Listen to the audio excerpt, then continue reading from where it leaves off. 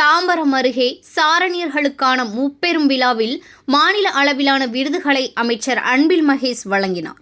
சென்னை அடுத்த மேற்கு தாம்பரத்தில் உள்ள சாய்ராம் தனியார் பொறியியல் கல்லூரியில் சாரண சாரணியர் நிறுவன நாள் விழா, சாரண சாரணியர்களுக்கான விருது வழங்கும் விழா மற்றும் இணையதள தொடக்க விழா என முப்பெரும் விழா வெகு விமர்சையாக நடத்தப்பட்டது.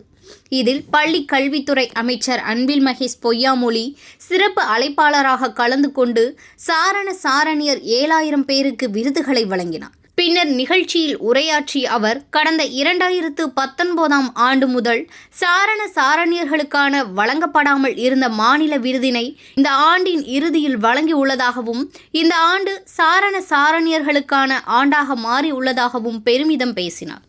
மேலும் இன்றைய தலைமுறையினர் எந்த ஒரு தீய பழக்கத்திற்கும் அடிமையாகி விடக்கூடாது என்றும், உங்களை சுற்றி உள்ளவர்களையும் போதை பழக்கத்திற்கு அடிமையாக விடாமல் தடுக்க வேண்டும் என அறிவுரை வழங்கினார். தொடர்ந்து பேசிய அவர், சாரண சாரணியர்களுக்கான தலைமை அலுவலகம் கட்டுவதற்கான தமிழக முதலமைச்சர் 9 கோடி ரூபாய் நிதி ஒதுக்கி உள்ளதாகவும், அதற்கான பணிகள் தொடர்ந்து நடைபெற்று வருவதாகவும் அமைச்சர் அன்பில் மகேஷ் தெரிவித்துள்ளார்.